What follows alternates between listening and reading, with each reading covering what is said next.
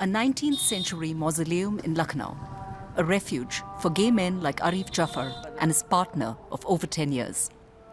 It's a place they can be free from society's gaze in a country where a law criminalizing homosexuality, known as Section 377, is routinely used as a cover to hound gay people. It is making their lives hell.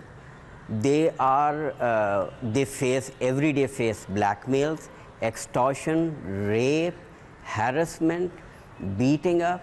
40% of them just commit suicide just because of fear that they would be outed by the police or by the community, because it is still seen as a criminal thing.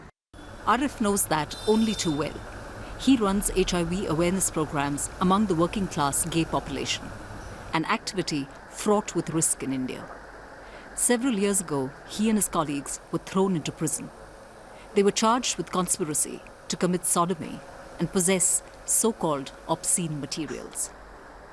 It was a shock because what we were trying to save lives, and we were being imprisoned, and that was horrific because in jail for initial 10 days we were denied drinking water, we were being beaten up regularly, and that left so many scars. Arif lost most of his teeth because of the beatings and the poor hygiene in prison. He was shunned by his friends. It took years before he dared to enter a police station again. But he hasn't given up the fight. He's now one of the petitioners pushing India's top court to decriminalize homosexuality. Among the gay community, the poor are the most vulnerable. No one at this workshop on safe sex wants to show their face. They are husbands and fathers. Some of them are sex workers. All of them lead a double life.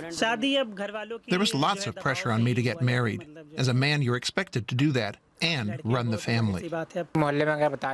No one in my family or my neighborhood knows I'm gay. If they did, they'd call me a faggot. My family wouldn't accept me anymore. Arif spends long hours at the office. He draws strength from his faith and his family, especially his mother, who has been hugely supportive. In the evening, Arif's work is far from over. He goes to public parks where homosexual men can find sexual partners and yet remain anonymous in the shadows. The risk of contracting HIV is high, and that's not the only danger.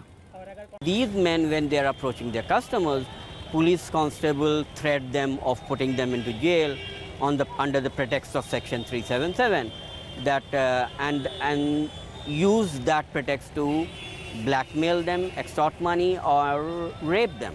And that is why we feel that the law should go, because it violates our basic fundamental rights to exist.